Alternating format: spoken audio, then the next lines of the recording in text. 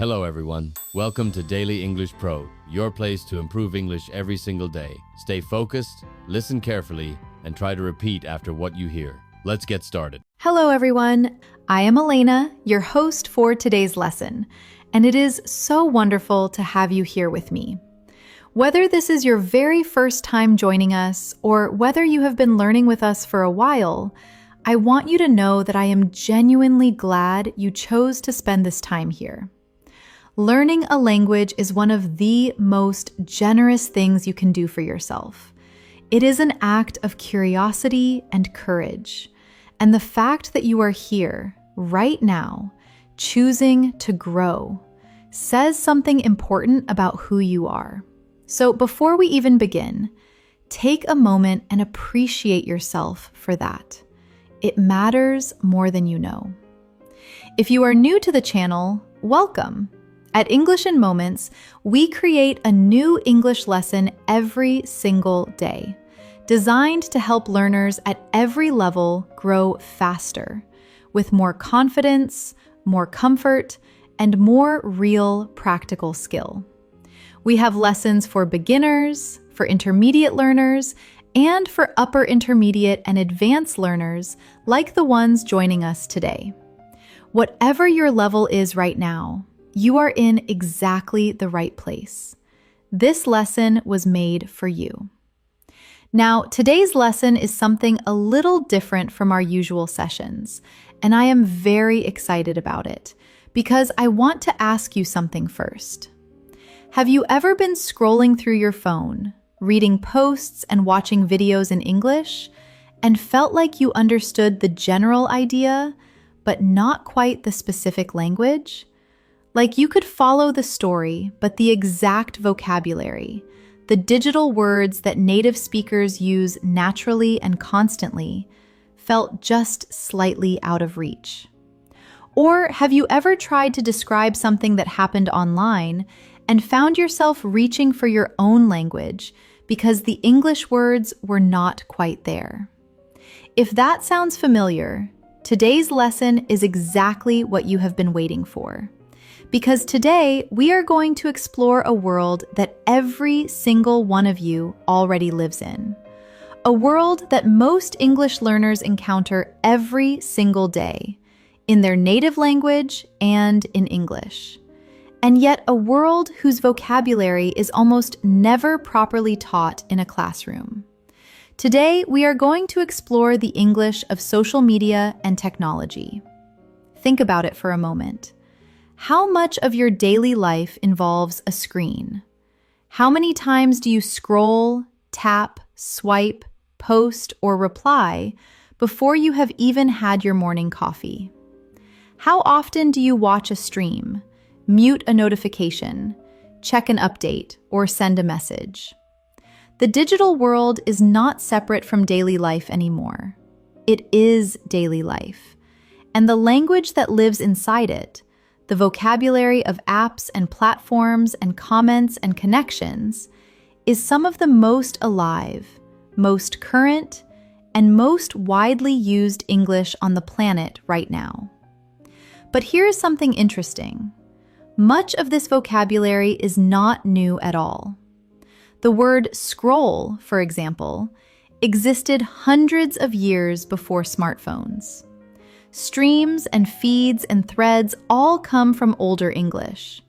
And understanding where these digital words come from and how they work in context will help you use them naturally and confidently in every conversation, every comment, every caption, and every moment where you need your English to work in the real world. By the end of today's session, you will understand and be able to use dozens of essential digital English words and phrases. You will know how to talk about social media naturally, how to describe what happens online with precision and confidence, and how to understand the kind of English that appears every single day on the platforms, in the headlines, and in the conversations of the digital age. We will learn through context, through stories, through emotional connection, and through real examples drawn from everyday online life. Now, one more thing before we start. It does not matter whether you are at the upper intermediate level and some of today's vocabulary is already partly familiar to you, or whether you are hearing many of these words for the very first time. This lesson was built to meet you exactly where you are. If something moves too quickly, pause the video, rewind, and listen again as many times as you need. If you already know a word we discuss, use that moment to go deeper into its family, its etymology, and its nuance. There is always more to discover in a word you think you already know. Every learner in this room, at every level, will leave today with something new. That is a promise. Before we begin, please subscribe to English in Moments and press the bell icon so you never miss a new lesson. We share a new video every single day, and each one is crafted to give you real, practical English skills you can carry into your real life immediately. Now take a deep breath, relax your shoulders, and let us begin our journey into the English of the digital world together. Let us start with a story, a real, ordinary story about a perfectly ordinary morning in the digital age.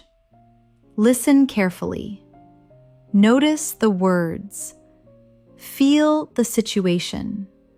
Let the context do its work. It was 7:30 in the morning when Maya picked up her phone. She had not even opened her eyes properly yet, but already, almost without thinking, her thumb began to move. Slowly at first, then faster. Scroll, scroll, scroll.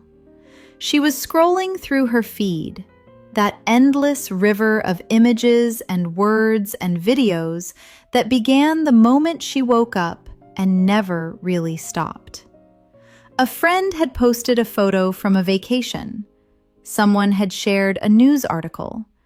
An account she followed had uploaded a new video. A brand she liked had promoted a product. All of it appearing, one after another, in a soft and seamless flow. She paused at a short video of a dog learning to catch a frisbee. She watched it twice. She liked it. She even shared it to her own profile with a short caption that said, "This made my morning." Then she kept scrolling. A few minutes later, she put the phone down and realized that 15 minutes had gone by. She had not noticed. This, she thought, is exactly how it gets you. Let us look at the vocabulary inside that story, and let us start with the very first word Maya's thumb did: scroll. To scroll means to move through content on a screen by sliding it upward or downward with your finger or a mouse. Imagine a long piece of ancient writing rolled up on a cylinder. That is called a scroll. When you unroll it, the text moves past your eyes. Your phone feed works exactly the same way. You roll it upward with your thumb, and the content passes before you. The word is both a noun and a verb. As a verb, she scrolls every morning. As a noun, with just a quick scroll, she found the post. Say it. To scroll.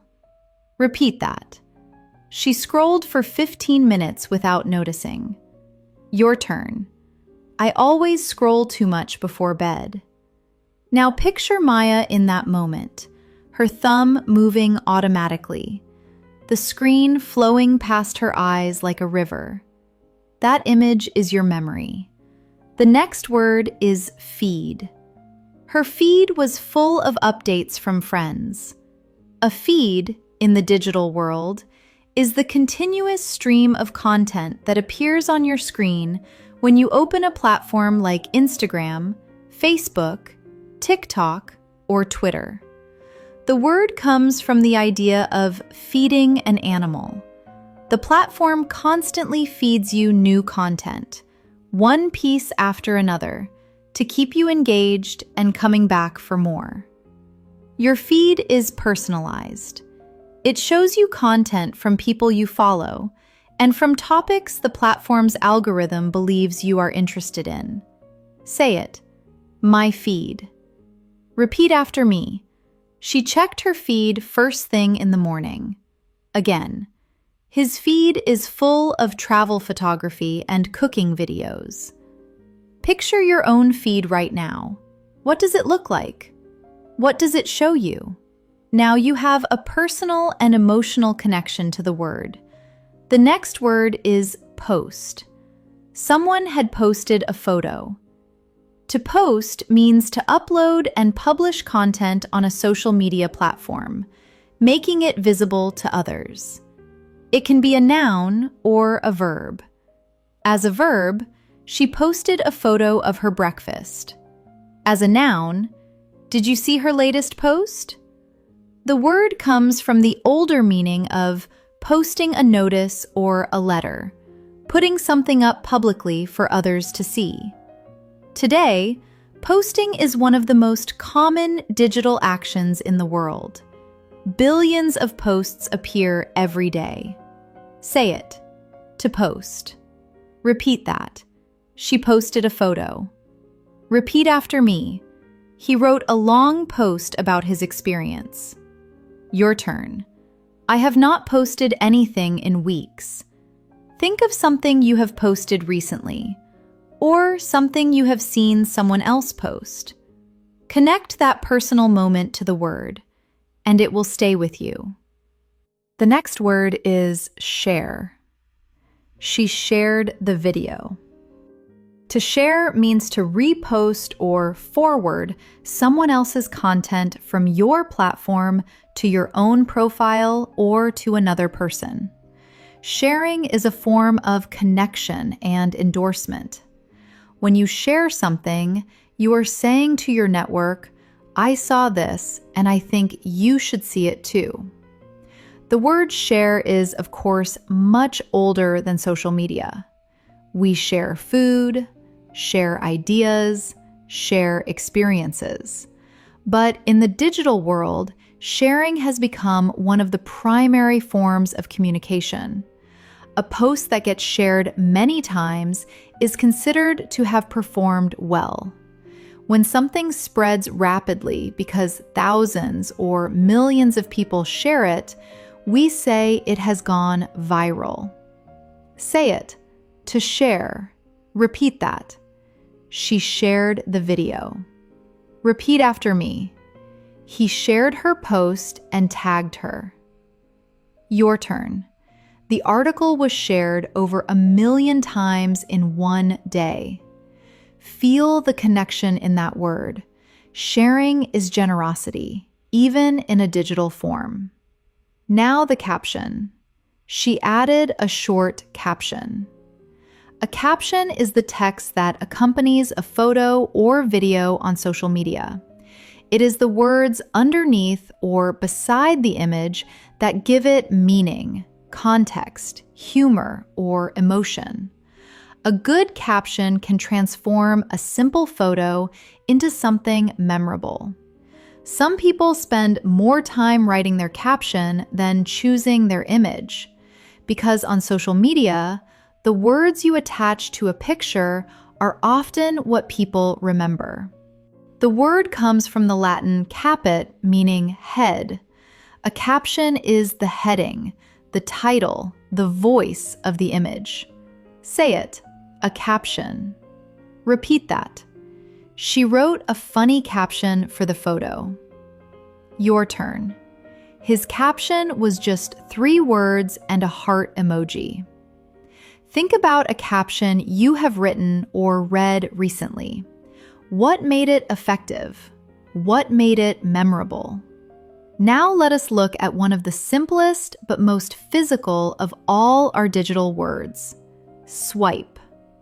To swipe means to move your finger quickly across a touchscreen in a single smooth motion. You swipe left or right to move between photos, to dismiss a notification, or on some apps to make a choice. You swipe up to move to the next story on Instagram or TikTok. You swipe down to refresh your feed. The word comes from an older English word meaning to strike or hit with a sweeping motion, like swiping at a fly. The physical gesture is exactly that, a quick, decisive sweep of the finger. Swiping has become so deeply embedded in digital culture that it has taken on metaphorical meaning too. You might hear someone say, "I just swipe right on anything interesting," meaning they approve it or move forward with it.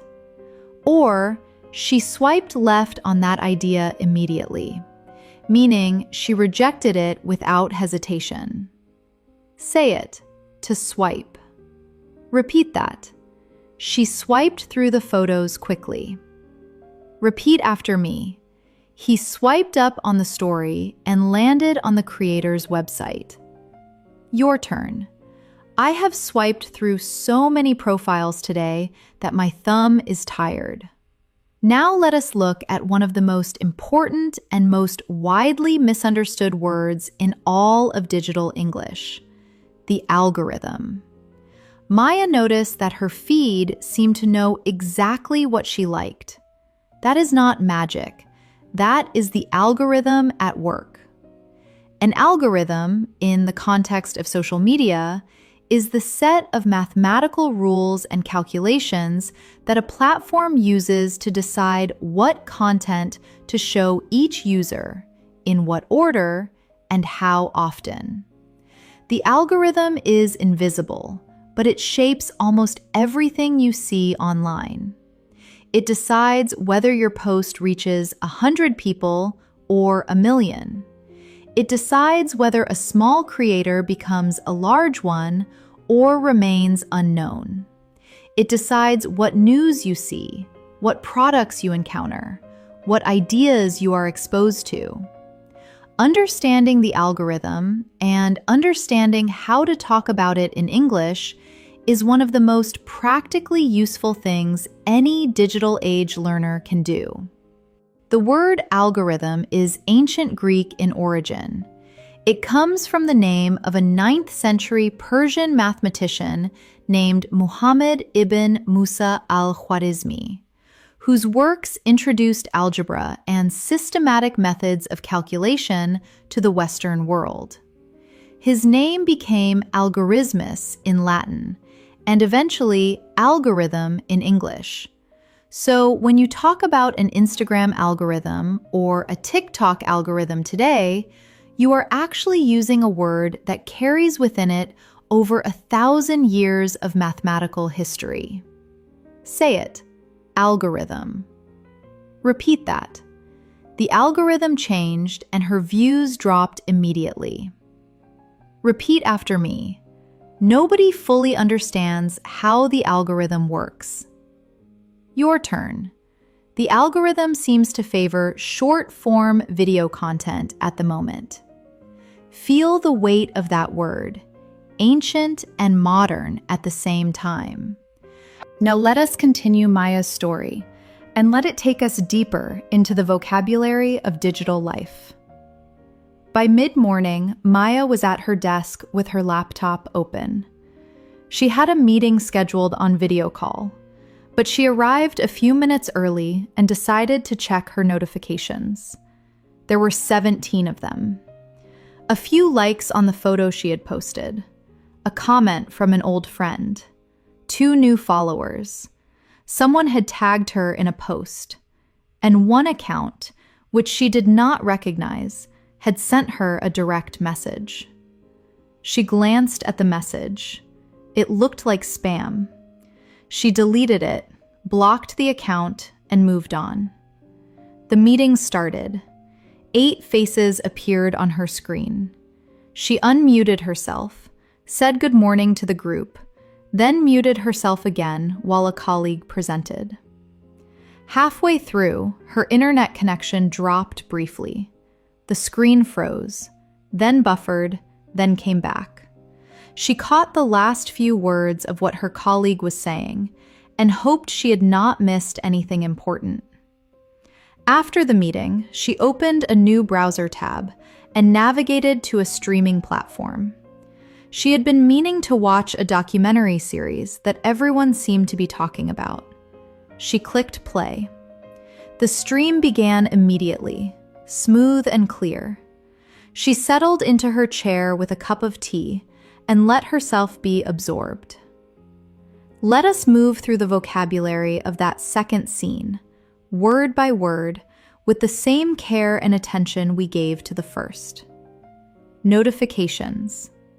There were 17 notifications.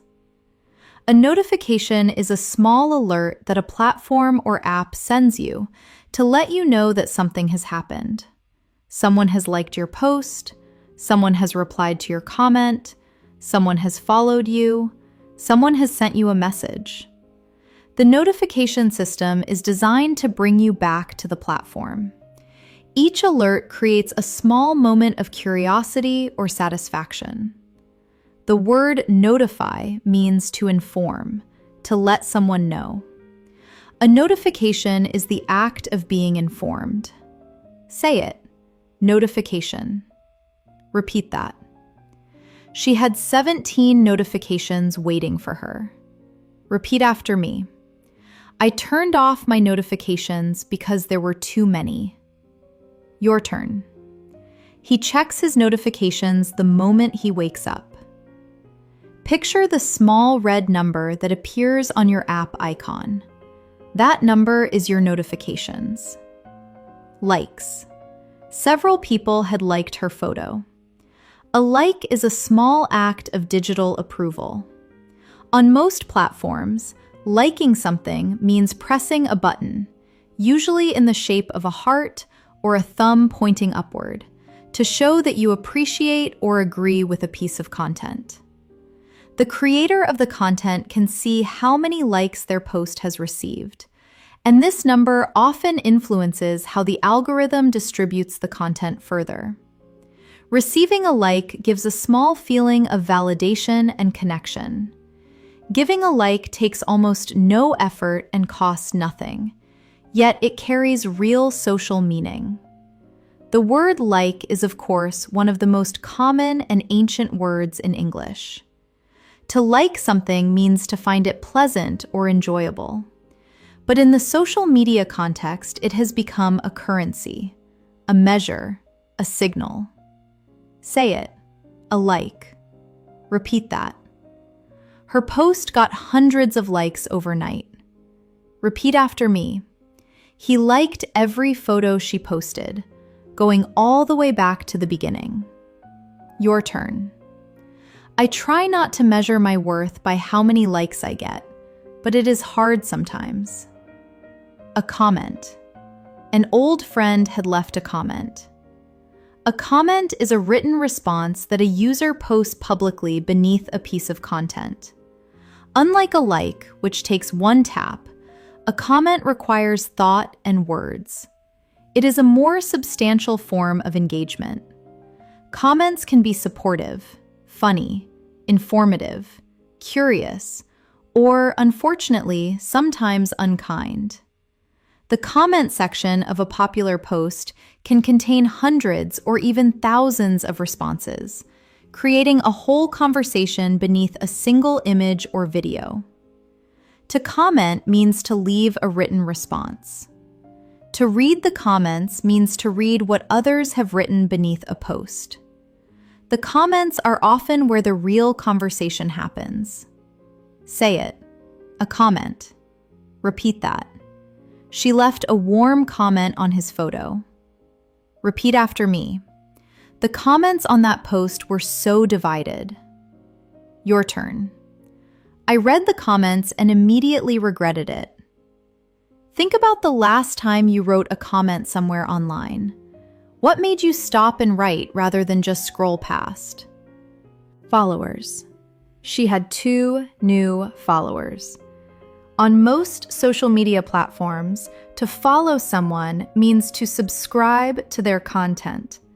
When you follow an account, that account's posts appear in your feed.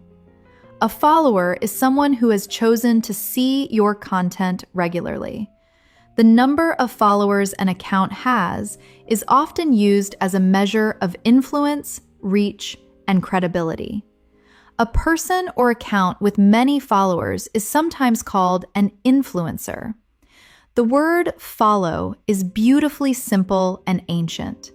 To follow someone means to go in their direction, to choose to walk the same path. On social media, following is a gesture of interest, of choosing to let someone's voice and images into your daily life. Say it. A follower. Repeat that. She gained 10,000 followers in 1 week after her video went viral. Repeat after me. I only follow accounts that make me feel good. Your turn. How many followers does that account have? Tagged. Someone had tagged her in a post. To tag someone on social media means to link their username directly in a post, photo, or comment so that they are notified and the content is associated with their profile. If a friend posts a group photo and tags you, your name appears in the photo and your followers might also see it. Tagging is a way of including someone in a digital conversation or moment. It draws their attention and can also expand the reach of a post.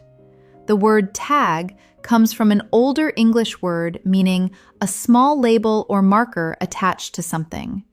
To tag in the physical world means to attach a label. In the digital world, the label you attach is a person's name. Say it. To tag. Repeat that. She tagged him in every photo from the trip.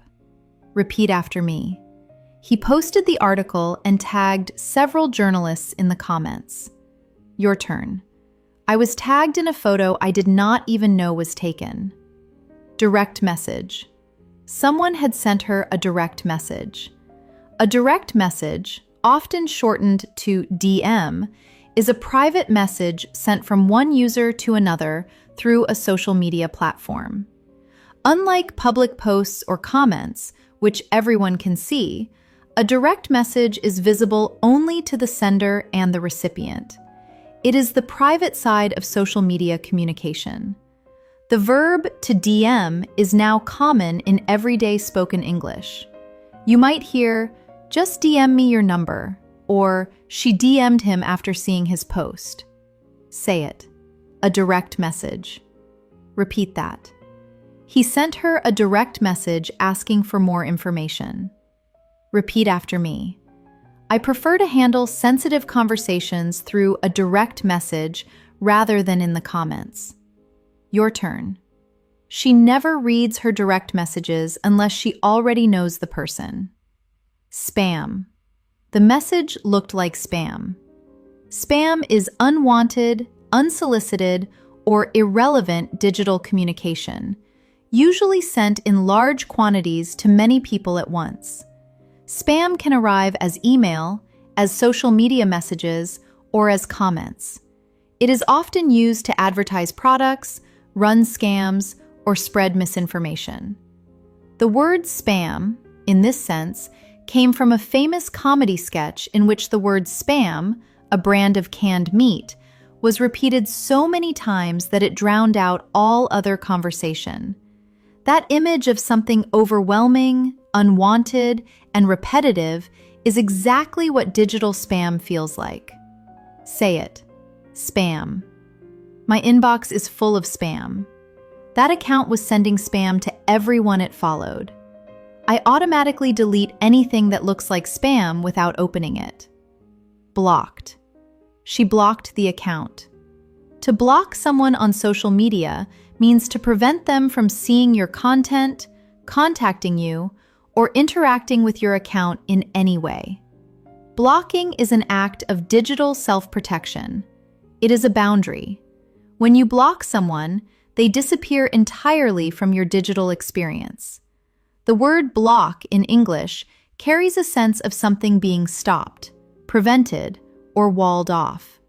A blocked road cannot be traveled. A blocked account cannot be reached. Say it. To block. She blocked him immediately after the argument. If an account is sending you unwanted messages, just block it. I have never blocked anyone before, but I have been tempted many times. Muted and unmuted. She unmuted herself for the meeting, then muted herself again. To mute means to silence. When you mute yourself on a video call, your microphone is turned off and others cannot hear you. When you mute a notification or a social media account, you silence it without fully blocking it. Muting is a gentler act than blocking. You can mute someone's posts so that their content no longer appears in your feed without unfollowing or blocking them.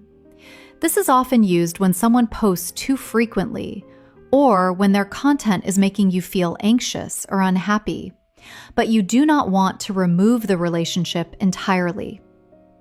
To unmute means to restore the sound or visibility. Say it. Muted. Unmuted. She muted herself for the whole presentation to avoid background noise. I muted his account during the election because the constant political posts were exhausting. She unmuted herself just in time to answer the question. Buffered. The stream buffered for a few seconds. To buffer means to temporarily pause while loading. When a video buffers, it stops playing while the platform downloads enough data to continue smoothly. The loading circle or spinning wheel that appears while you wait is the visual sign of buffering. The word comes from the idea of a buffer, something that absorbs or delays a force. In technology, a buffer is a temporary storage area where data waits before being processed. Buffering in real life has become a metaphor too. In everyday conversation, you might hear someone say, "Sorry, I was buffering," meaning they needed a moment to process information or decide what to say. Say it. To buffer. The video kept buffering because the internet connection was slow. My brain is buffering right now. Give me a second. It buffered for 30 seconds and then played perfectly. Stream. She opened a streaming platform. To stream means to watch or listen to digital content in real time or on demand without downloading it. When you stream a film, the data is sent to your device continuously as you watch, rather than being stored permanently. The word stream comes from the image of water flowing steadily and continuously in one direction. A stream of water, a stream of data, a stream of music. The analogy is beautiful and exact. Say it. To stream. She streamed the documentary on her lunch break. He streams music all day while he works. The concert was streamed live to over 2 million viewers around the world. Think about the last thing you streamed. Where were you? How did it feel to access it instantly, from anywhere, at any time? That feeling of immediate access, of content flowing to you on demand, is the experience the word stream is designed to capture. Now let us pause the story for a moment and go deeper into one of the most important and most talked about concepts in the entire digital world: going viral. When Maya shared the video of the dog catching the frisbee, she was not thinking about virality. She just thought it was cute. But sometimes something shared from an ordinary account by an ordinary person in an ordinary moment suddenly takes flight. It gets shared again and again. More people see it. More people share it. The number grows exponentially. And within hours or days, millions of people around the world have seen it. We say that content like this has gone viral. The word viral comes from the word virus. A biological virus spreads from person to person, copying itself and multiplying as it moves. Viral content spreads in exactly the same way. One person shares it. That person's followers see it. Some of them share it. Their followers see it. And the chain continues, growing faster and faster until the content has touched an enormous number of people. Going viral is one of the most powerful things that can happen to a piece of digital content. It can make an unknown person famous overnight. It can change the commercial fortunes of a small business. It can bring global attention to an important message or cause. Say it, to go viral. The video went viral within hours. She woke up to find that her post had gone viral overnight. Nobody can predict exactly what will go viral and what will not. Now let us learn the word alongside its family. Because there are several related words that all come from the same root and that you will hear constantly in digital conversations. Viral is the adjective. A viral video. A viral post.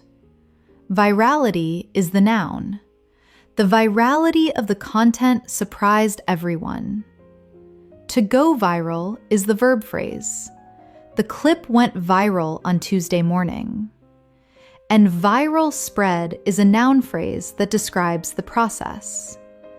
The viral spread of the video was tracked by researchers. Say each form with me. Viral. Virality. To go viral. Viral spread. Learning a word in all its forms is one of the fastest ways to truly own it. And now you own this one completely. Now let us continue with Maya's day and let the stories keep teaching. By the evening, Maya was on her phone again.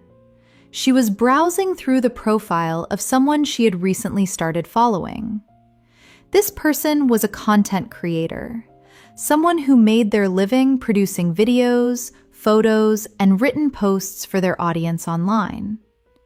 Maya admired the quality of their work. The images were carefully composed. The captions were thoughtful. The overall feeling of the profile had what people in digital culture sometimes called an aesthetic, a consistent visual style and emotional tone that made everything feel intentional and beautiful. Maya decided to follow the creator's main account and also their secondary account, which was more personal and casual. Then she noticed that the creator had a link in their bio, the short description that sits at the top of every social media profile. She clicked the link and was taken to the creator's personal website, where she could subscribe to their newsletter and access their content directly, without depending on any platform. She subscribed. She closed the browser. She put her phone face down on the table and decided to spend the next hour completely offline. Let us move through the vocabulary of this third scene. Content creator. This person was a content creator. A content creator is someone who regularly produces material for digital platforms, whether that is video, photography, writing, illustration, or audio, and who shares it with an online audience. The word content in this context is broad. It simply means any piece of material that exists to engage an audience. Articles are content. Videos are content. Podcasts are content. Even social media posts are content. A creator is someone who makes things. Combined, a content creator is someone who makes things for digital audiences. The rise of the content creator as a professional identity is one of the most significant cultural shifts of the past decade.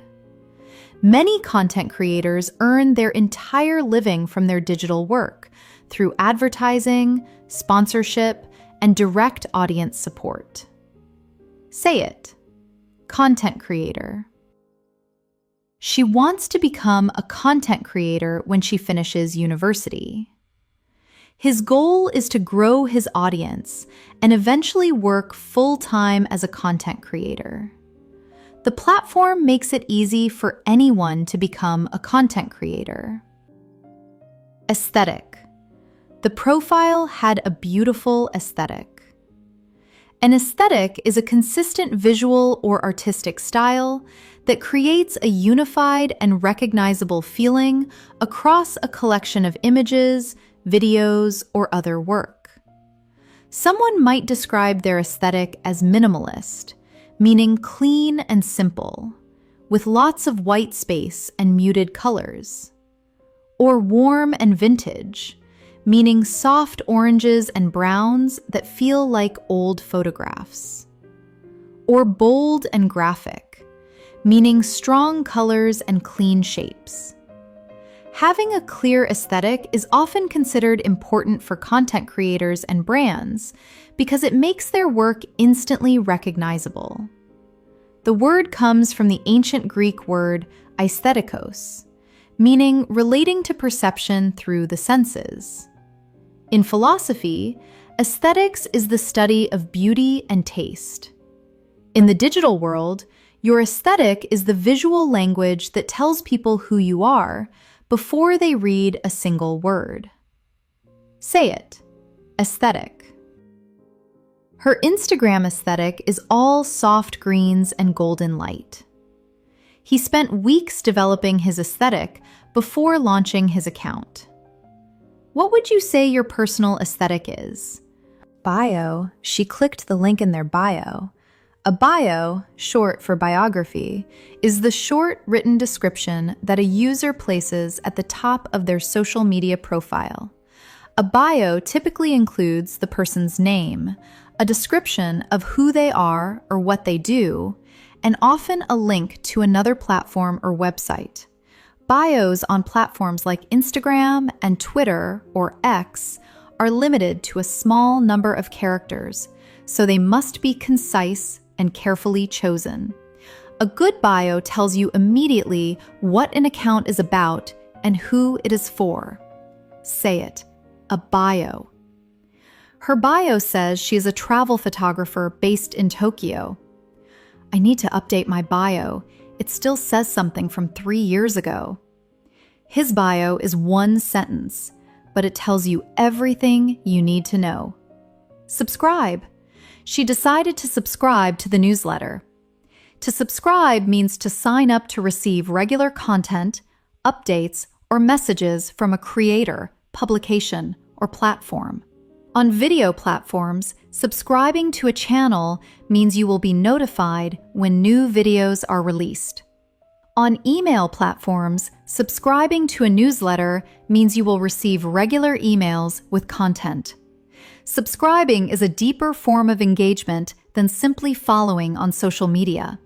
It represents a more deliberate choice to let someone's work into your regular life. The word comes from the Latin subscribere, meaning to write below, the act of signing your name at the bottom of a document to show agreement or commitment. When you subscribe, you are signing your name. You are saying, yes, I choose to let this into my world. Say it. To subscribe. She subscribed to 3 newsletters and actually reads all of them. Please subscribe to the channel and press the bell. I subscribed to his podcast the day it launched. Offline. She decided to spend an hour completely offline. Offline means not connected to the internet. To go offline means to disconnect from digital networks and platforms. The opposite of offline is online, meaning connected and active on digital systems. The concept of choosing to go offline, of consciously disconnecting from the digital world for a period of time, has become increasingly important in conversations about well-being, focus, and mental health.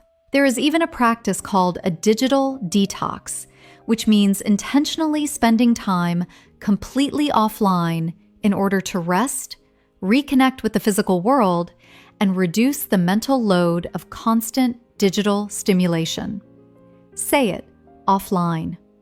She left her phone in another room and spent the afternoon offline.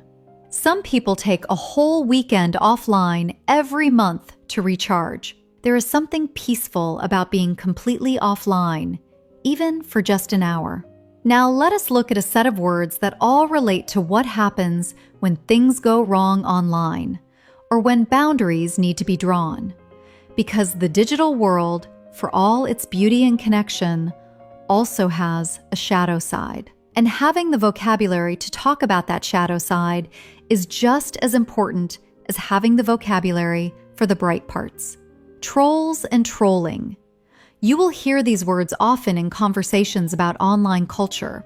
A troll is a person who makes deliberately offensive, provocative, or hurtful comments online, usually to upset other people or to cause conflict. The verb to troll means to engage in this behavior. The origin of this usage is interesting.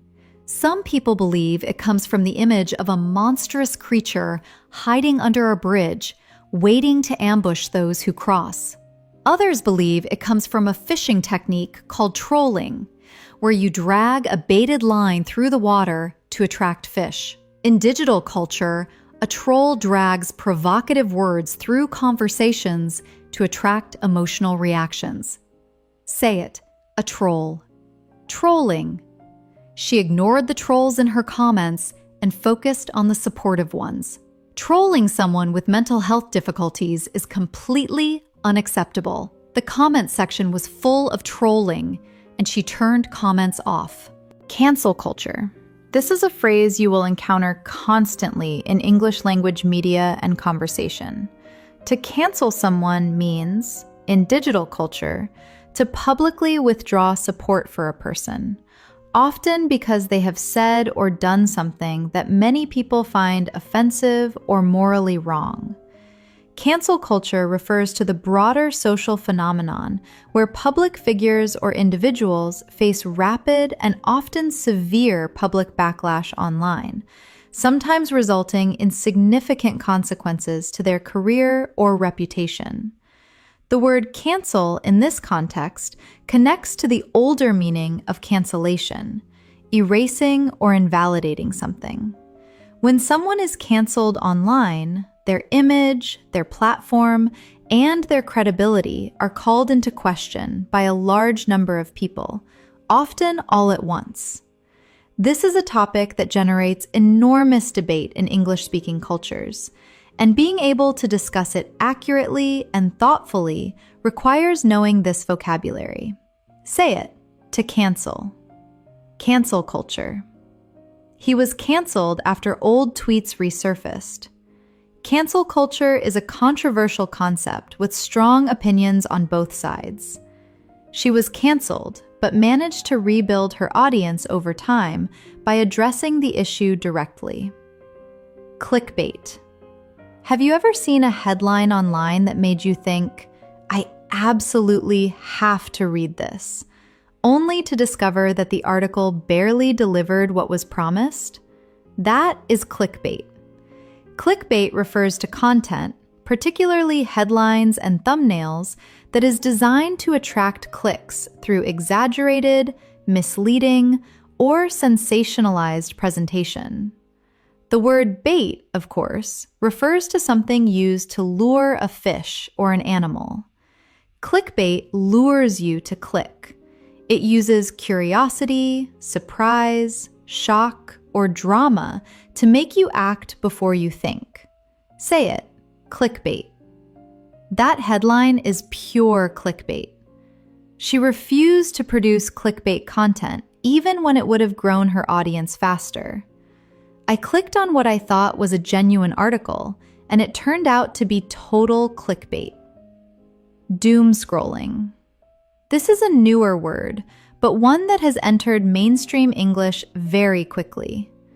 Doom scrolling means the act of continuing to scroll through negative news, distressing content, or upsetting social media posts, even when you are aware that it is making you feel worse.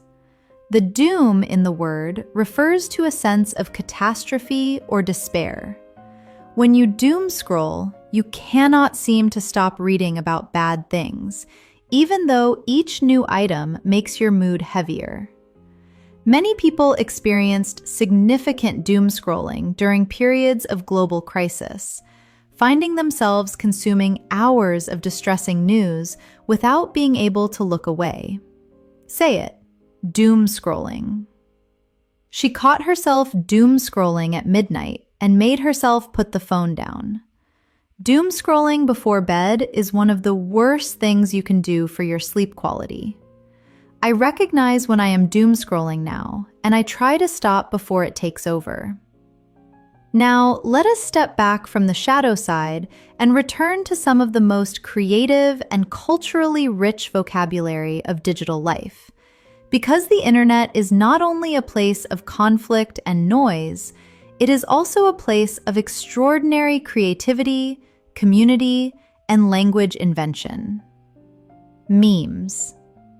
If you spend any time online in English, you will encounter memes constantly. A meme is an image, video, phrase, or idea that spreads rapidly and widely through online sharing, often with humorous or satirical intent. Memes usually take a recognizable format, an image or a phrase structure, and adapt it to different contexts and topics. The word meme was actually coined by the British biologist Richard Dawkins in 1976, long before the internet existed. He used it to describe cultural ideas that spread from mind to mind the way genes spread from body to body. He took the Greek word mimeme, meaning something imitated, and shortened it to meme, to rhyme with gene. The internet gave his concept a whole new life. Say it, a meme. That meme was everywhere last week. She used a meme in her presentation and the whole room laughed. I have had the same meme sent to me by 6 different people this week. Hashtag. The hashtag is one of the most powerful and widely used organizational tools in digital culture. A hashtag is the symbol followed by a word or phrase, with no spaces, placed within a post to categorize it and make it searchable. For example, if you post a photo of a sunset and add the word travel, anyone searching that hashtag will be able to find your post alongside thousands of others on the same topic. Hashtags are used for everything from organizing social movements, such as Me Too and Black Lives Matter, to promoting products, following events, and creating community around shared interests. The symbol itself, which looks like 2 horizontal lines crossed by 2 vertical ones, is also called a hash, a pound sign, or an octothorpe, though that last name is rarely used in everyday speech. Say it, a hashtag. She added several hashtags to increase the visibility of her post. The protest gained momentum through a hashtag that people began using worldwide. Which hashtags are most popular in your area of interest? Repost and retweet. To repost means to share someone else's content to your own profile or feed, giving it a new audience. This is essentially the same as sharing, but the term repost is used specifically on some platforms and in some communities. A retweet is the specific term used on Twitter or X for reposting someone else's tweet, sharing it with your own followers.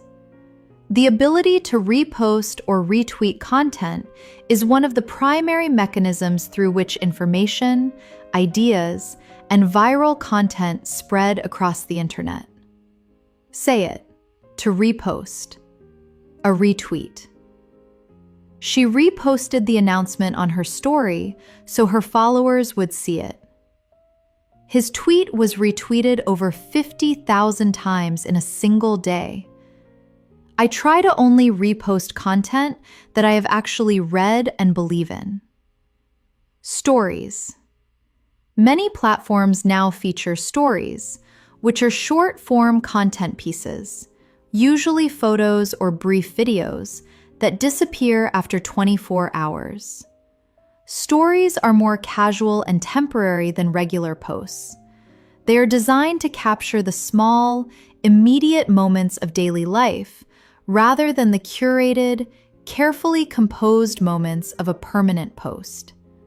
Because they disappear, stories feel lower stakes. You can share something ordinary, funny, or unpolished without it becoming a permanent part of your profile.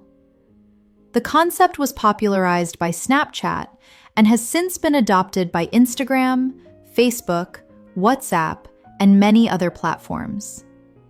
Say it. Stories. She posted 3 stories this morning showing what she had for breakfast and where she was going. I always watch his stories because they give a glimpse of his real daily life. Stories feel more honest than regular posts because they are more spontaneous. Engagement. This is one of the most important words in digital culture and one of the most frequently misunderstood. Engagement refers to the total amount of interaction that a piece of content receives. Every like, comment, share, repost, save, and view contributes to the engagement of a post. High engagement means that a piece of content is resonating strongly with its audience. Low engagement means that people are seeing it but not responding to it.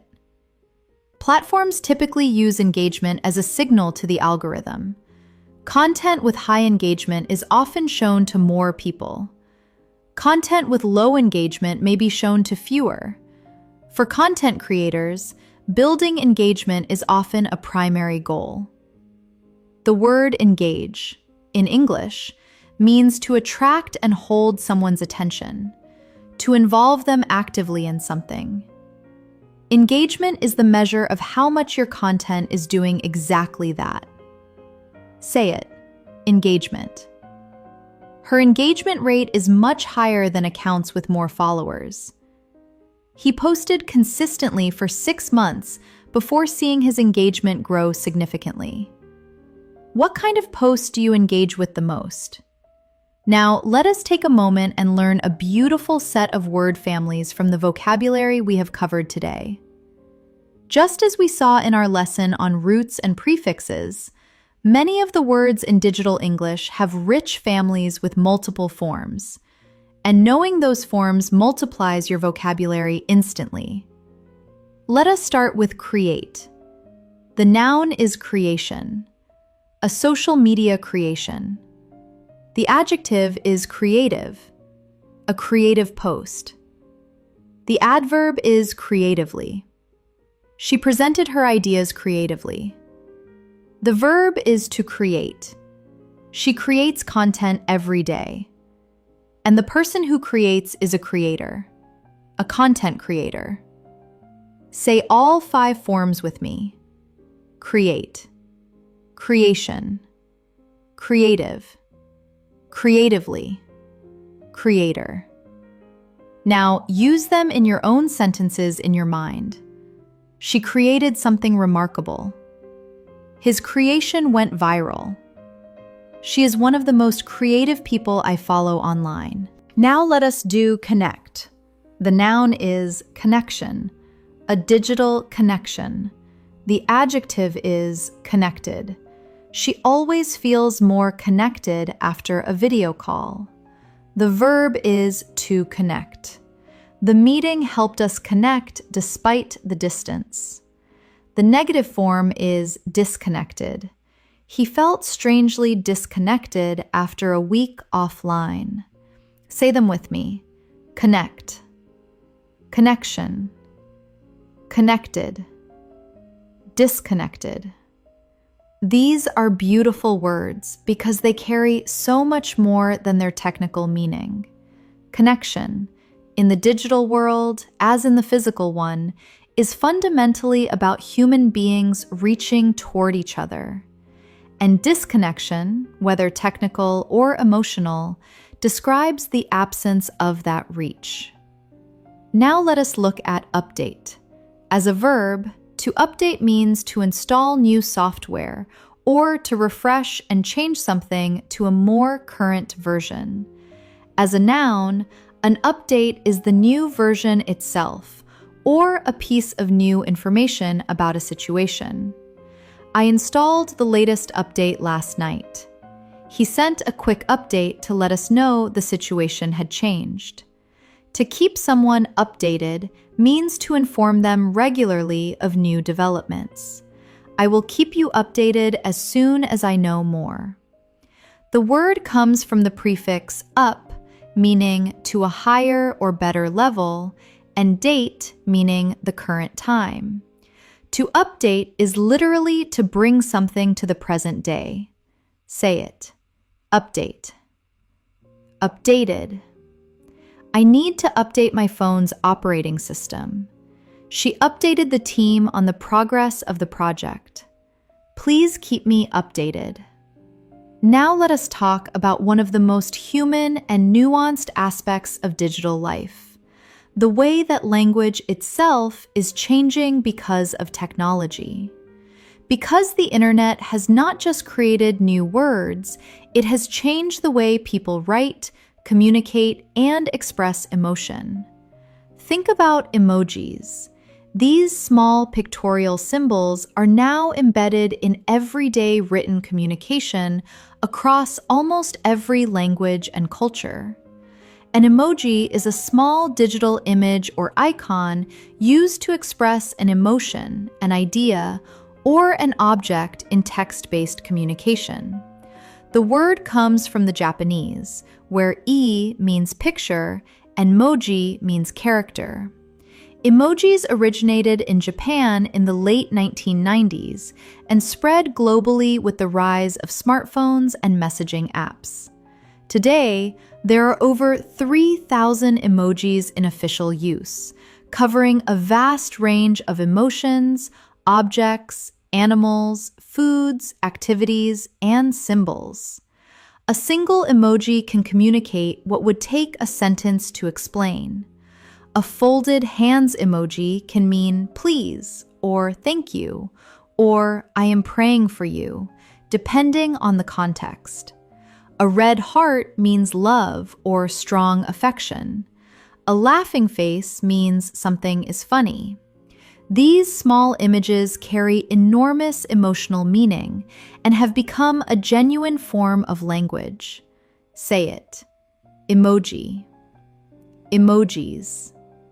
She ended every message with a small yellow sun emoji. He used a single question mark emoji and somehow communicated exactly how confused he was. Without any emojis, the message felt cold and formal. Shorthand and abbreviations.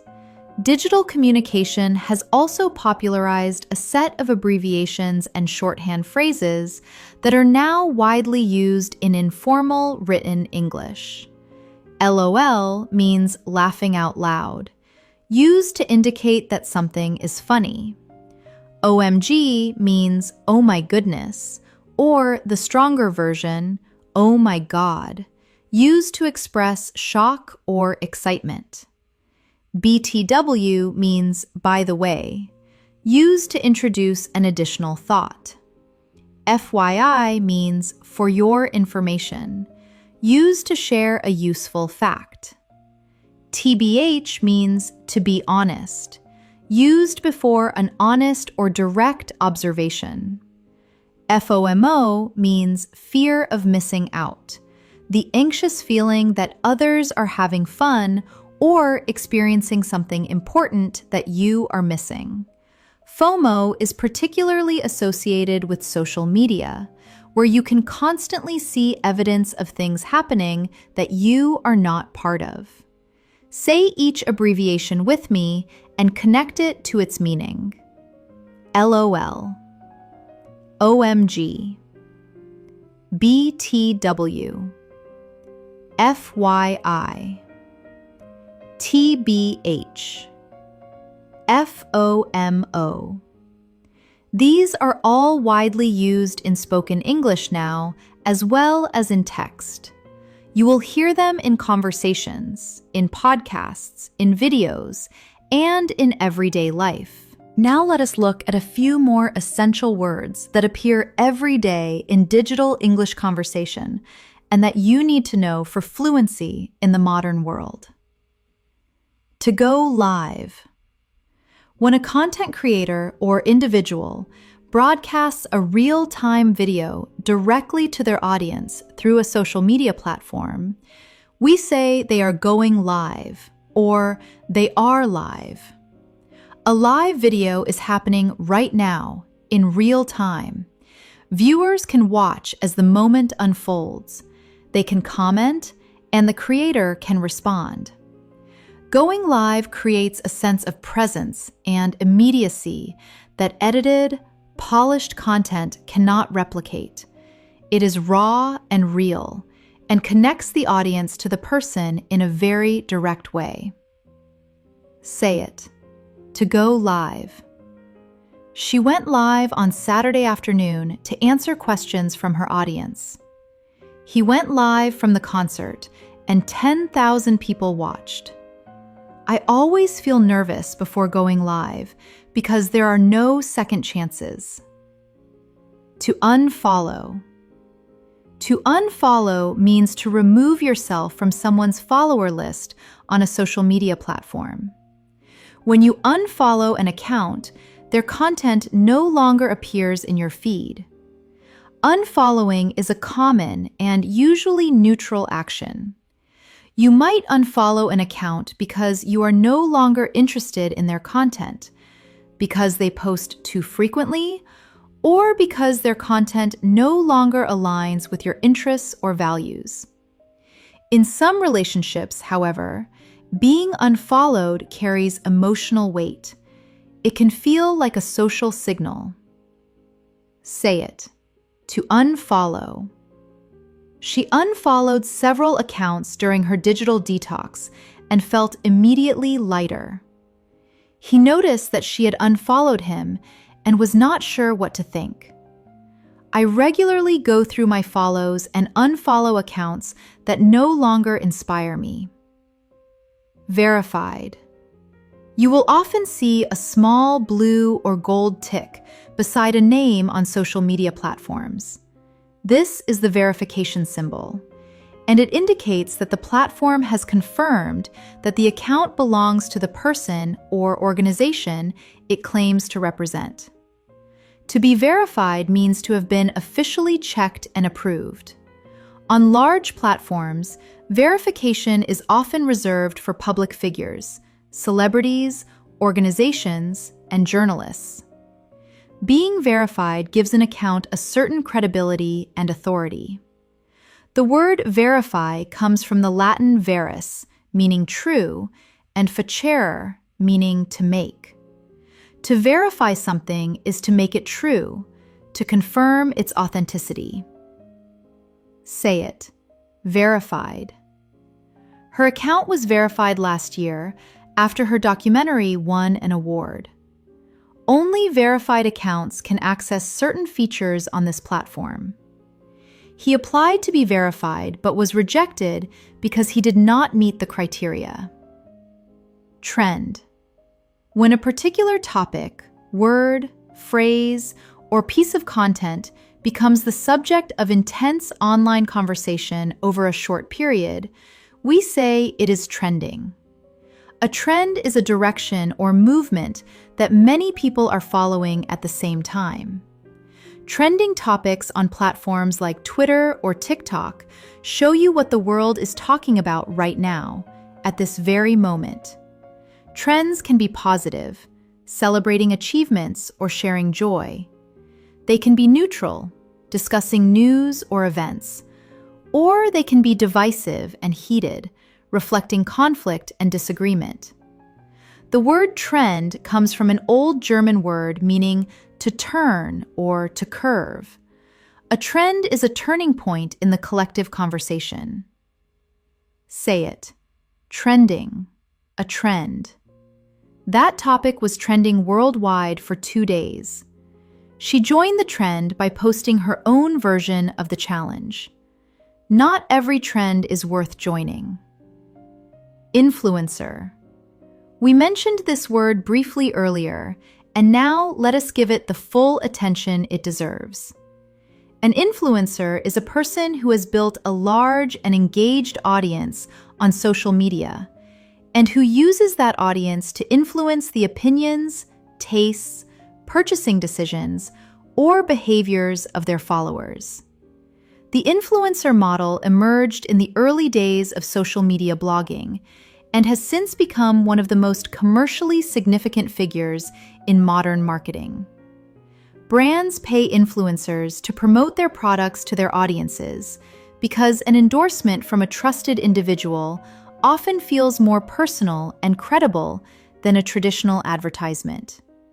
There are macro-influencers, with audiences in the millions, and micro-influencers, with smaller but often more intensely engaged audiences. The word influence comes from the Latin influere, meaning to flow into. An influencer is someone whose ideas and recommendations flow into the minds of their followers. Say it. An influencer. She is one of the most trusted fitness influencers in the country. He worked with several influencers to promote the launch of the product. Not everyone who calls themselves an influencer actually has real influence. Now let us bring everything together in a longer story, one that uses as many of today's words as possible, naturally and in context. Listen carefully and see how many words you recognize. Let the context do its work. Do not stop at anything you are not certain about. Trust your instincts, as we practiced together. It started, as most things do these days, with a video. Priya was not trying to go viral. She was simply sitting at her kitchen table late on a Thursday evening, talking to her phone camera about something that had been on her mind. She was a content creator with a modest following. Her aesthetic was warm and minimal. Her content was thoughtful and careful. She talked about books, mostly, about the things she was reading and thinking and feeling. Her engagement was good, not extraordinary. Her followers were loyal. She was, by every measure, a small but genuine corner of the internet. That Thursday evening, she was talking about loneliness, about how it was possible to be constantly connected, to have hundreds of followers and dozens of notifications and an inbox full of direct messages, and still feel completely, utterly alone. She had not planned to say any of this. It simply came out. She did not edit the video. She did not add music or filters or a caption beyond 3 words. She just posted it and went to bed. By the time she woke up, everything had changed. The video had been shared, and shared again and again. Someone with a large following had reposted it to their story with a single red heart. Their audience had engaged with it immediately and passionately. The comments were unlike anything Priya had ever seen. Not the usual scattered words.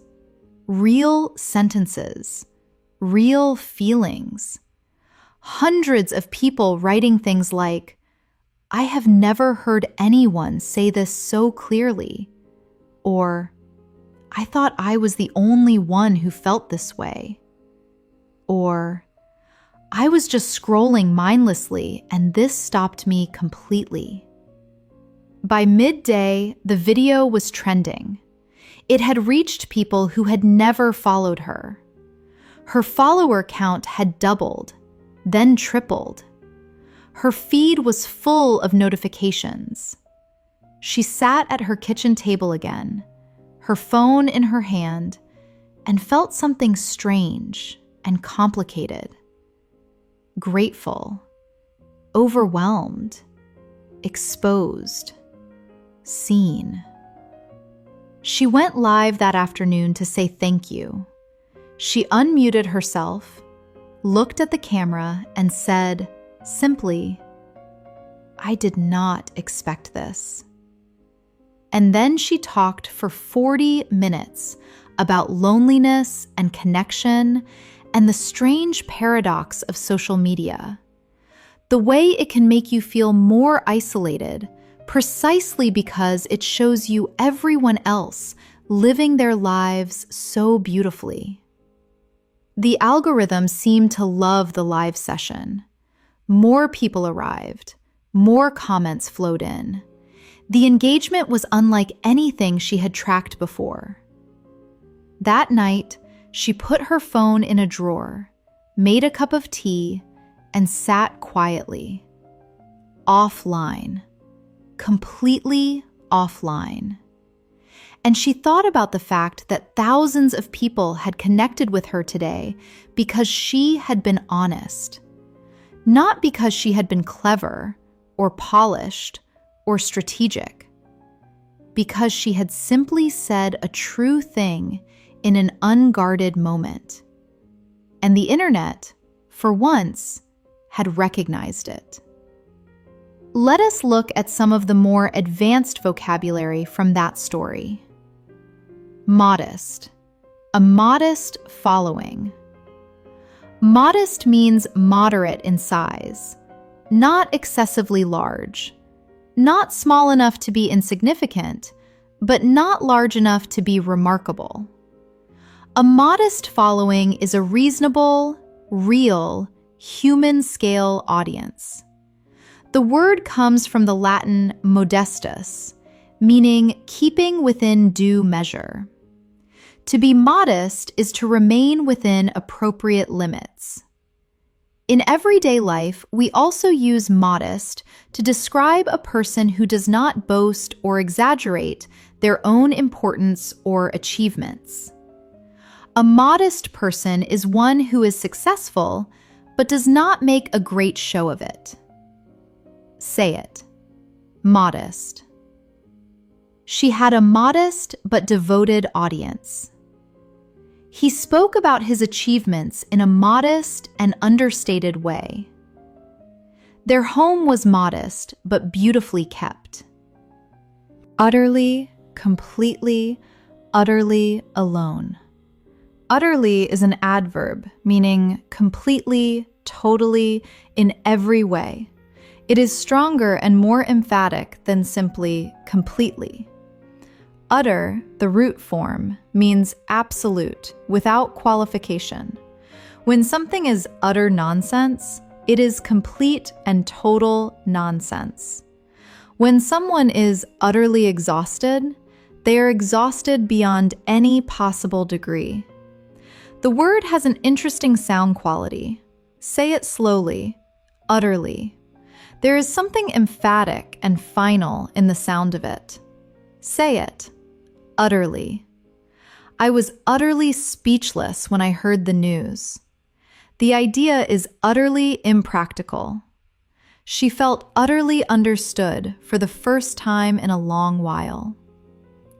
Scattered. The comments were not scattered. Scattered means spread out, sparse, lacking concentration or density. If feedback is scattered, it is made up of separate, disconnected pieces without a clear pattern. The word comes from an Old Norse word meaning to disperse. To scatter seeds is to throw them out so they land in many different places. Scattered clouds are clouds spread thinly across the sky, not concentrated. In the story, Priya noticed that the comments on this video were not scattered as usual. They were dense and connected and real. Say it, scattered. There were only a few scattered comments on her usual posts. The feedback was scattered and hard to draw conclusions from. Scattered sunlight through the trees made the floor of the forest look golden. Paradox. The strange paradox of social media. A paradox is a statement or situation that seems self-contradictory or impossible, but which contains a truth. The paradox of social media and loneliness is exactly this: that a technology designed to connect people can, in some circumstances, make people feel more isolated. How can connection create isolation? But it can. It does. When you scroll through carefully curated images of other people's lives, you can feel the distance between your own reality and the polished presentation of others. That gap is where the loneliness lives. A paradox holds two truths that seem to contradict each other and asks you to sit with both of them. Say it. A paradox. Paradoxical. It is a paradox that being more connected can sometimes make us feel more alone. She found the paradox fascinating rather than troubling. The paradoxical nature of social media is one of the most discussed topics in modern psychology. Unguarded. An unguarded moment. Unguarded means without defenses, without protective barriers or careful self-presentation. When someone is unguarded, they speak or act without the careful curation and management that usually governs how they present themselves. An unguarded moment is a moment of genuine honesty and vulnerability, where the real person shows through the polished surface. In the story, Priya did not plan or edit what she said. She was unguarded. She simply spoke from the truth of her experience.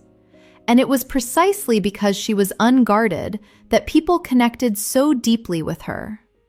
The word guard comes from an old Germanic root meaning to protect or watch over. To be unguarded is to lower that protection. Say it, unguarded. In an unguarded moment, she said exactly what she felt. His unguarded reaction to the news was more honest than anything he could have planned. There is a particular beauty in unguarded speech. Now I want to give you 5 words of the week from everything we have studied today. 5 words to carry with you, to notice in the world, to use in your conversations and your captions and your thoughts. The first word is curated. When something is curated, it has been carefully and deliberately selected, organized, and presented to create a specific impression or experience. A curated feed is one where the user has carefully chosen which accounts to follow so that the content they see is consistently high quality and personally meaningful. A curated image is one that has been selected from many options as the best representation of a moment. The word comes from the Latin curare, meaning to take care of. A curator in a museum is someone who takes care of the art and decides how it should be displayed. On social media, everyone is a curator of their own life story. Say it, curated. His profile is beautifully curated. She spent time every month curating the accounts she followed to keep her feed inspiring. The carefully curated image told only part of the story. The second word is authentic. Authentic means genuine, real, true to itself, not artificial or imitated. In digital culture, authenticity has become one of the most valued and most discussed qualities. Audiences often respond more powerfully to raw, honest, imperfect content than to polished, perfectly produced content. Because authentic content carries the feeling of real human experience, of something lived rather than constructed. The word comes from the Greek authentikos, meaning original, genuine, principle. An authentic person is one who is true to their own nature and values, rather than performing a version of themselves for others' approval. Priya's video was authentic. That was its power. Say it. Authentic. Authenticity. Authentic. She built her audience on authenticity, not on perfection. Authentic storytelling connects people in ways that polished content rarely can. He was praised for his authentic response to the criticism. The third word is viral. We have already learned this word in depth today, but now let us make it truly yours. A viral piece of content is one that spreads rapidly and widely through digital sharing. But I want you to think about virality in the deeper sense that the story showed us. Priya's video went viral not because it was clever or entertaining in the usual sense.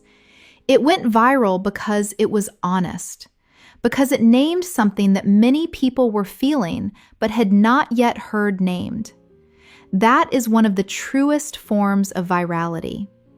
When a piece of content reaches people not because of an algorithm's favor, but because it touches something real. Say it with me one final time. Viral. Virality. To go viral. Her honesty made the video viral. The virality of the post transformed her relationship with her audience. The fourth word is disconnect. To disconnect means to break a connection, whether digital or human. In the digital context, to disconnect or go offline means to step away from screens and networks. But disconnect also carries emotional meaning. You can feel disconnected from your own life when you spend too much time living it through a screen. You can disconnect from a conversation when you stop truly listening. You can disconnect from a friendship when you stop making real contact and replace it with only digital interaction. The word connect comes from the Latin connectere, meaning to tie together. To disconnect is to untie, to feel the space between. Sometimes that space is uncomfortable. Sometimes it is exactly what is needed. Say it. Disconnect. Disconnection. She felt an unexpected relief in the disconnection of a week without her phone. He was so absorbed in his screen that he had become completely disconnected from the people in the same room. There is a difference between being alone and feeling disconnected. And the fifth and final word is platform. A platform. In the digital world is any website, application, or service that enables users to create, share, and interact with content and with each other. Instagram is a platform. YouTube is a platform. TikTok is a platform. Twitter, now called X, is a platform. Spotify is a platform. Substack is a platform. Each platform has its own rules, its own culture, its own algorithm, its own aesthetic norms and community standards. Understanding the differences between platforms is part of digital literacy. The word platform comes from the image of a raised structure on which a person can stand to be seen and heard by a crowd. A political platform is a set of positions that a party stands on. A digital platform is a structure that elevates individuals and allows them to reach audiences they could never have reached before. It is, in the most literal sense, a raised floor from which to speak. Say it. Platform. Platforms. She chose to leave one platform entirely and build her audience on a different one. Each platform has its own culture and its own rules. The rise of creator platforms has fundamentally changed who gets to have a public voice. Now let us shift our focus to a world that many of you encounter every day, the professional and workplace side of digital language. Because technology has not only changed how we socialize and share, it has fundamentally changed how we work, how we communicate with colleagues, how we run meetings, how we share files, and how we organize our professional lives. And this vocabulary is just as important for English fluency as the social media vocabulary we have been building. Let us begin with a story.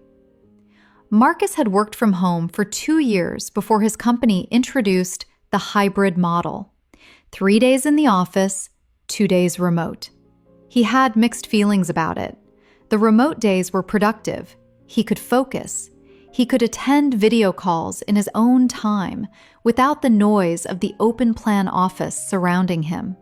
But the office days had something the remote days could not replicate: the informal conversations in the corridor, the sense of shared purpose that came from being in the same physical space as people you were working towards something with. On this particular morning, he was working remotely. He had already joined a morning stand-up, a short daily video call where the team each shared what they were working on and flagged any blockers. After that, he had spent an hour in a shared document with 2 colleagues working on a presentation deck in real time. He could see their cursors moving, their edits appearing, their comments appearing in the margin in small, colored bubbles. It felt collaborative and close despite the distance. After lunch, he got a notification from his project management app. A task he had been assigned was marked as overdue. He updated its status, left a comment for his colleague explaining the delay, and moved it to the following week. Then his screen lit up with an incoming video call. He clicked accept. His manager's face appeared on the screen. "Good afternoon," his manager said. "I just wanted to do a quick check-in." Let us move through the professional digital vocabulary from that story, one word at a time. Remote. Remote work, or working remotely, means performing your job duties from a location other than the company's physical office, typically from home. Remote work has increased enormously since the early 2020s, when many organizations adopted it out of necessity and then discovered its benefits.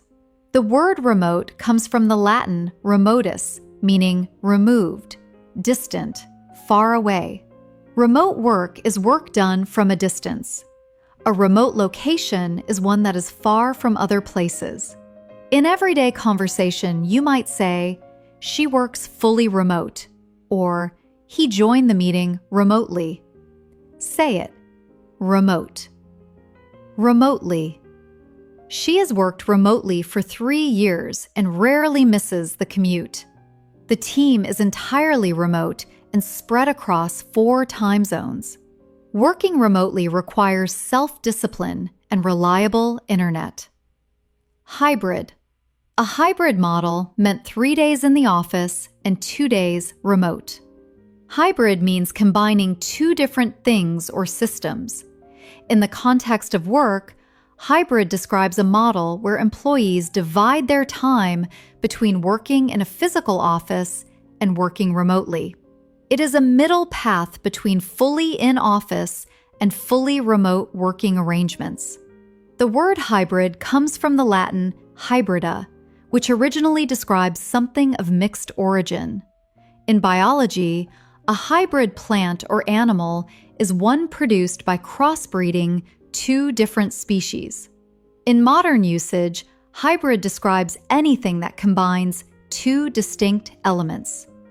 Say it. Hybrid. A hybrid model. She prefers the hybrid arrangement because it gives her flexibility without losing the team connection. The company moved to a hybrid working model after the pandemic. There are genuine advantages and disadvantages to the hybrid approach. Stand-up. He joined a morning stand-up. A stand-up or stand-up meeting is a short daily team meeting where members briefly share what they are working on, what they completed yesterday, and whether they have any blockers preventing their progress. The name comes from the idea that the meeting should be short enough to complete while standing, making sitting down unnecessary. Stand-ups are common in organizations that use agile working methods, a flexible approach to project management that values frequent communication, iteration, and adaptation. Say it, a stand-up. The morning stand-up takes about 15 minutes. She presented her updates at the stand-up and asked for help with the technical problem. He finds the daily stand-up useful for staying aligned with the rest of the team. Blocker. He flagged any blockers. A blocker is anything that prevents a person or a team from making progress on their work. It might be a technical problem, a missing piece of information, a delayed decision, or a dependency on someone else who has not yet delivered what is needed. Identifying and removing blockers is one of the primary goals of a daily stand-up. The word block means to prevent movement or passage. A blocker is something that blocks. To flag a blocker means to raise it publicly and explicitly so that it can be addressed.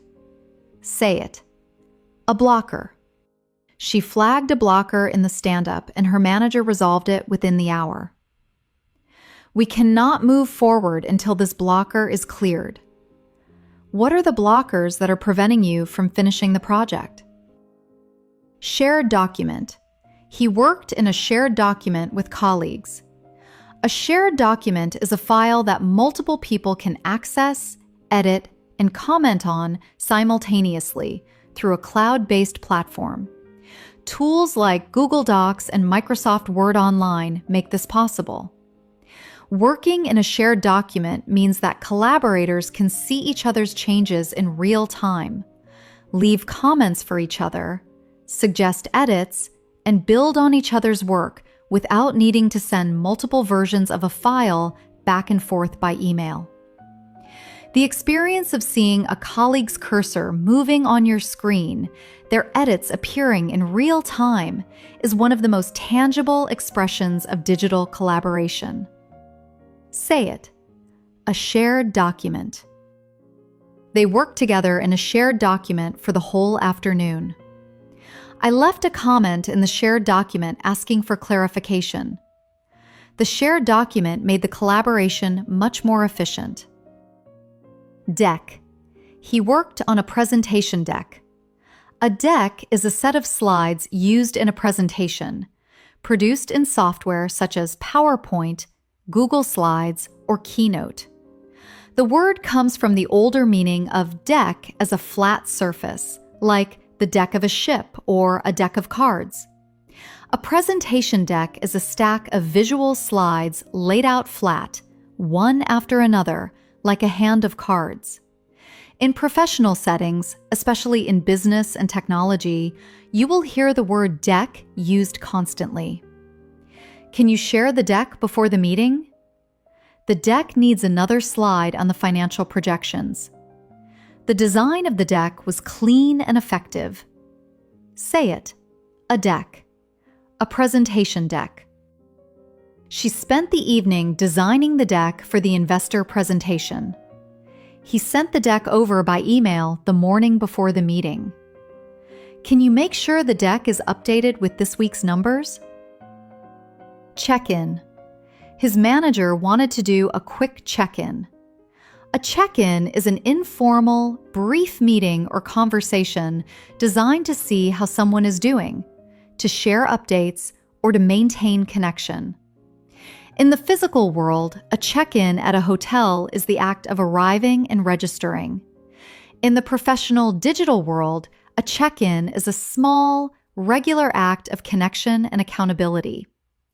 Managers check in with team members to see how projects are progressing and how the person is feeling.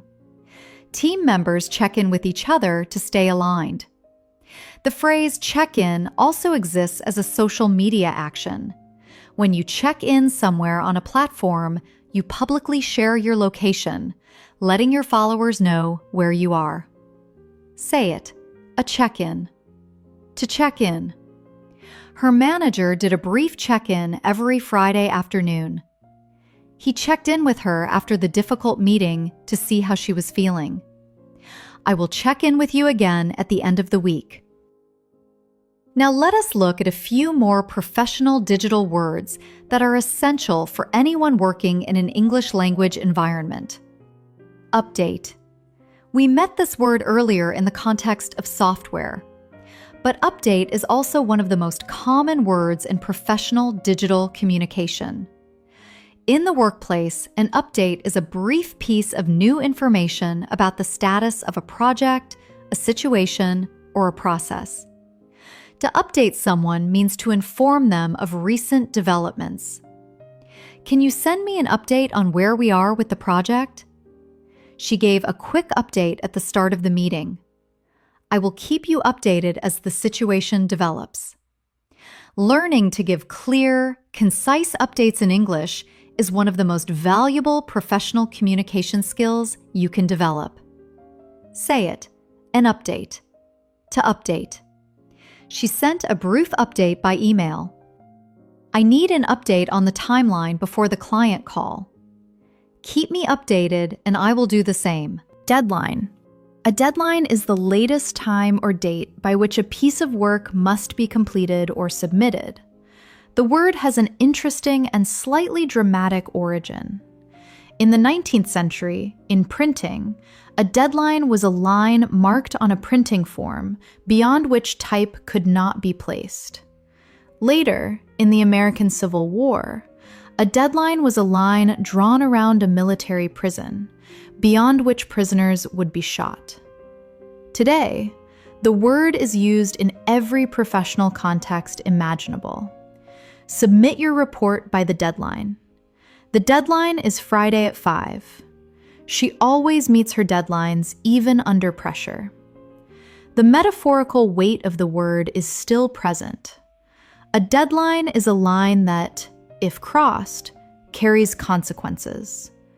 Say it. Deadline. She submitted her report 3 days before the deadline. He asked for an extension because the deadline was unrealistic. What is the deadline for the first draft? Bandwidth. This word has both a technical and a professional metaphorical meaning. In technical terms, bandwidth refers to the amount of data that can be transmitted through a network connection in a given time. High bandwidth means a fast, high-capacity connection. Low bandwidth means a slower, more limited one. But in professional conversations, bandwidth has been adopted as a metaphor for a person's capacity to take on more work or more responsibility. Do you have the bandwidth to take on this project? I do not have the bandwidth for another meeting this week. She has excellent skills, but her bandwidth is stretched to its limit right now. When someone says they do not have bandwidth, they mean they do not have the time, energy, or capacity available. Say it. Bandwidth. I do not have the bandwidth for this right now. She took on too many projects and ran out of bandwidth completely. Let me check my bandwidth before I commit to anything else. Sync. Short for synchronize. To sync means to align, update, or coordinate things so that they are consistent with each other. When your phone syncs with your computer, files and data are updated across both devices to ensure they match. In professional conversation, to sync or to get in sync means to ensure that two or more people have the same understanding of a situation or plan. Can we get in sync before the presentation? I want to make sure we are both aligned. Let me sync with the team before making any decisions. The opposite, being out of sync, means to be misaligned, to have different information, expectations, or understanding. Say it. To sync. In sync. Out of sync. Let us sync up before the call. She and her manager had fallen out of sync about the project priorities.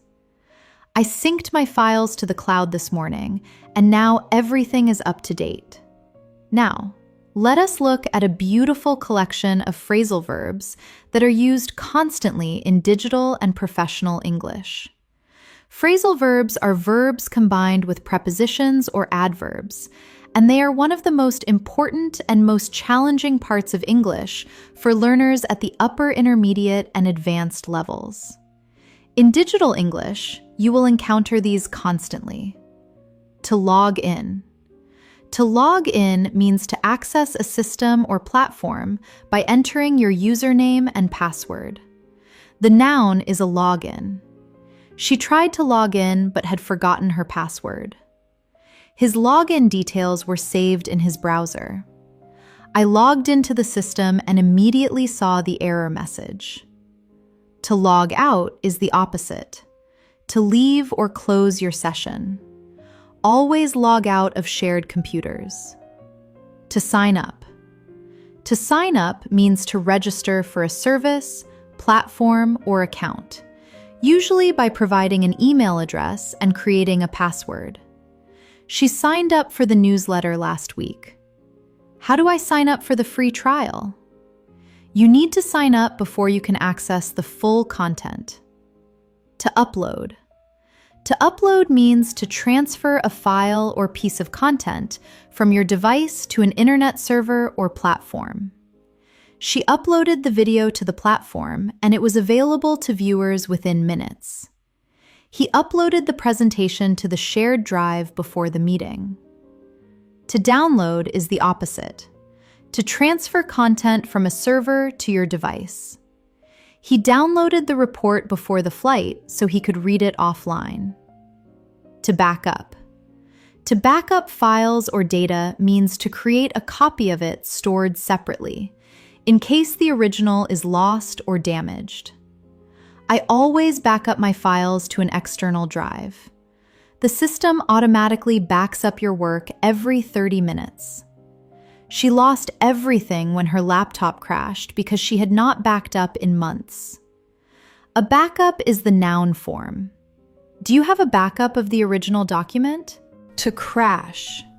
To crash, in the context of technology, means to stop working suddenly and unexpectedly. The computer crashed mid-meeting. The app crashed every time she tried to upload a photo. Her phone crashed 3 times this week. When a system crashes, all unsaved work may be lost. This is why backing up is so important.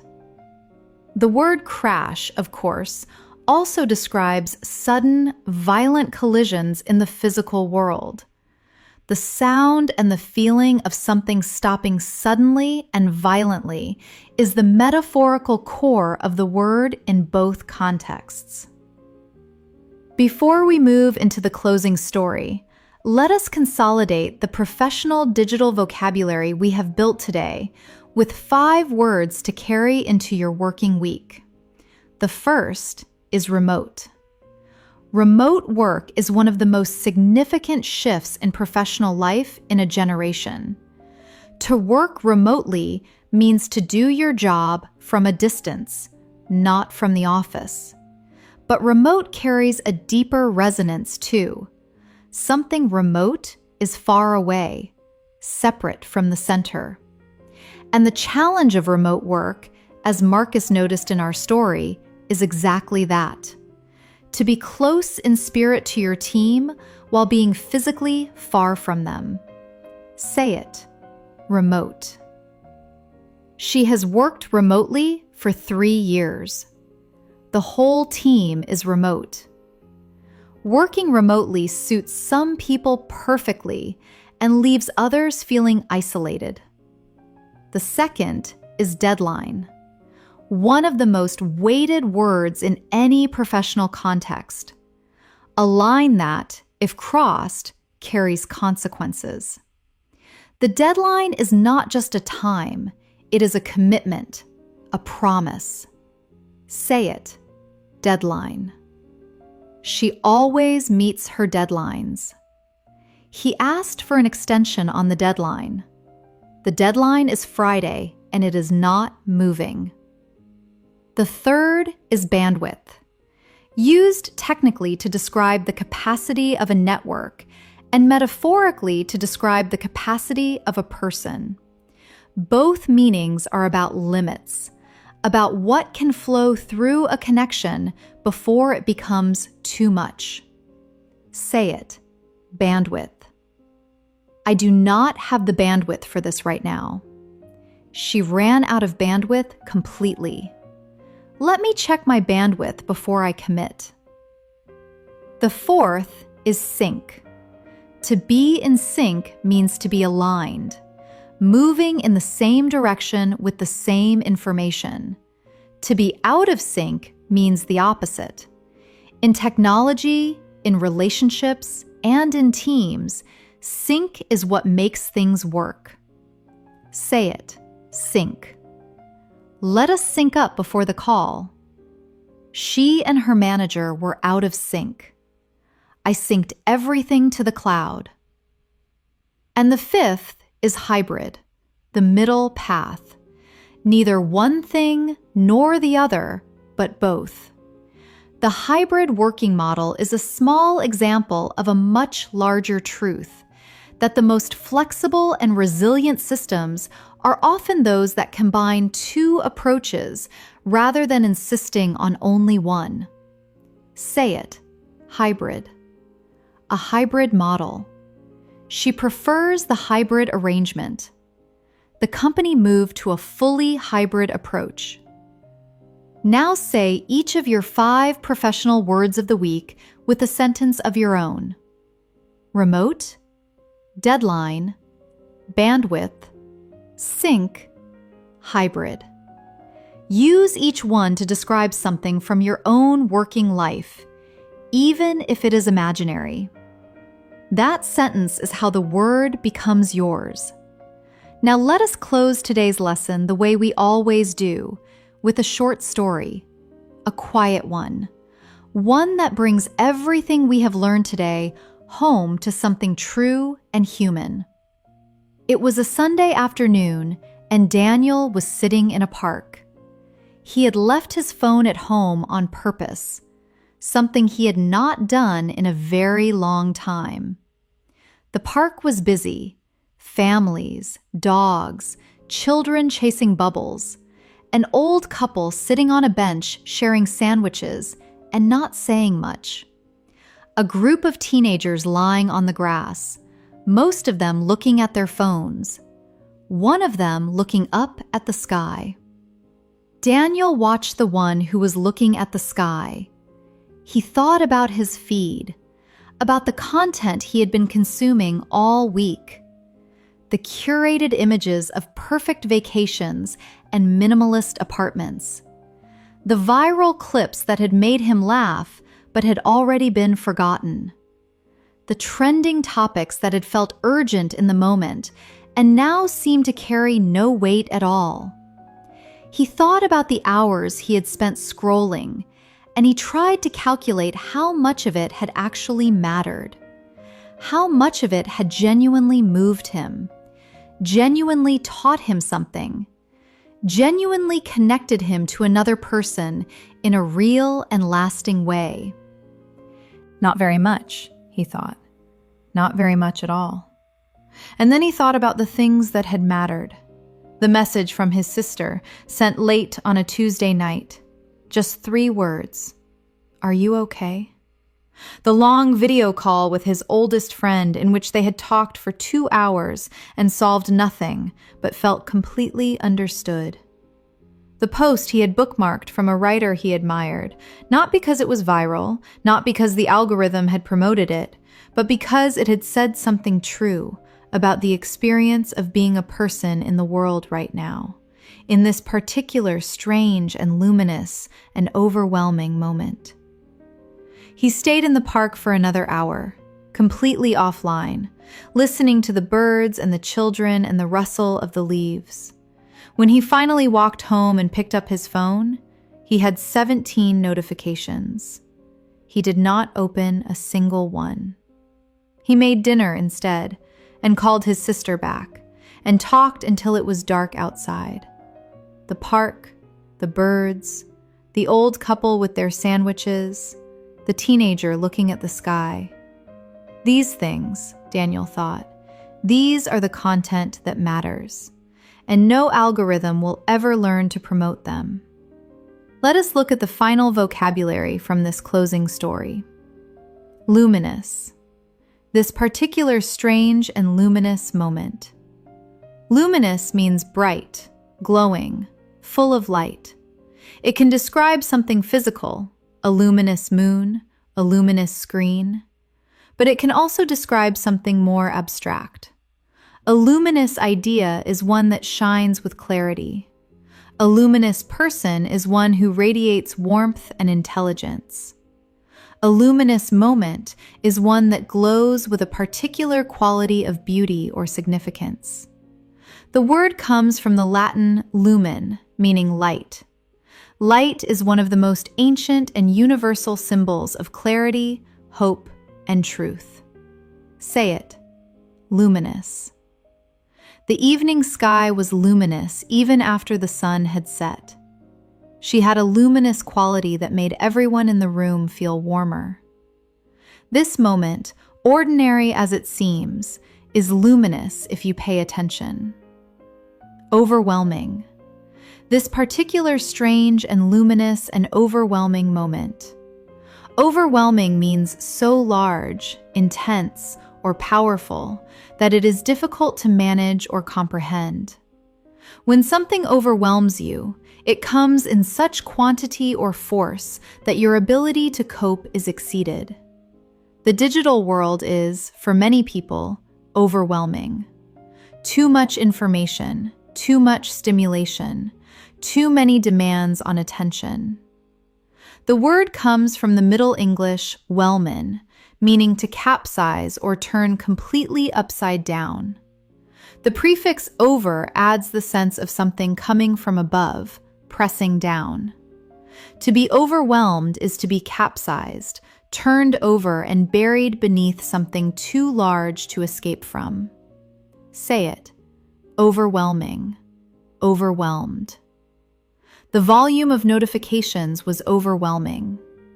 She felt overwhelmed after 3 days of constant screen time and needed to rest. There is something overwhelming about the beauty of the world when you actually stop and look at it. Bookmarked. He had bookmarked a post from a writer he admired. To bookmark something online means to save it so you can return to it later. Most browsers and social media platforms allow you to bookmark or save content. A bookmark in the physical world is a small strip of material placed in a book to mark the page where you stopped reading. The digital version does exactly the same thing. It marks a place you want to return to. Say it. Bookmarked. She bookmarked the article to read properly when she had more time.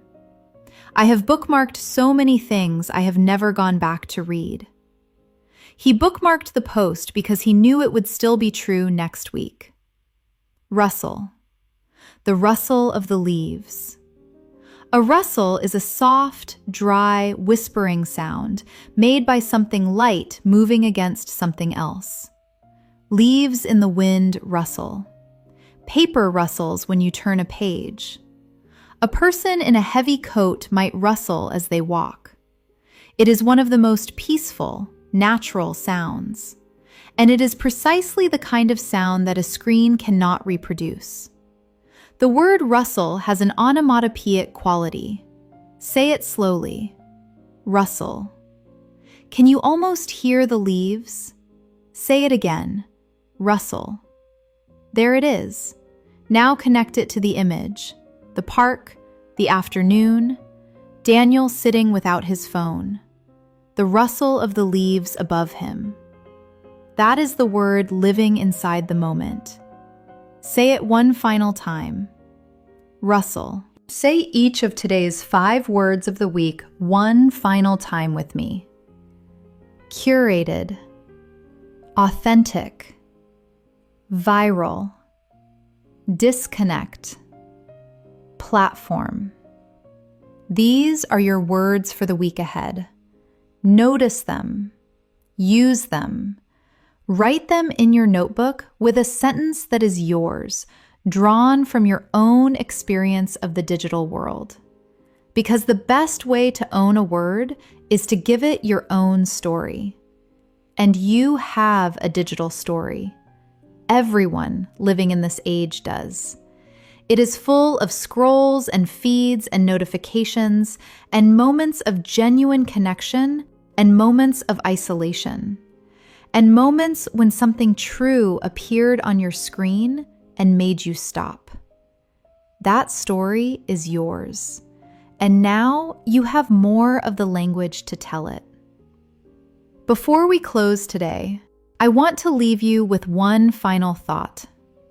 The digital world is not going away. It is the world we live in. And learning to speak about it clearly, accurately, and thoughtfully in English is one of the most practical and relevant skills any learner can develop. But beyond practicality, today's lesson has been about something deeper too. About the way language can help us understand our own experience. About the way words like disconnect and authentic and curated and overwhelmed do not just describe our digital lives, they describe our human lives. The experience of being too busy to rest, the desire to be seen as we truly are rather than as we have been edited, the exhaustion of too much stimulation, the deep relief of genuine connection. These are not digital problems. They are human problems. And having the English to name them gives you power.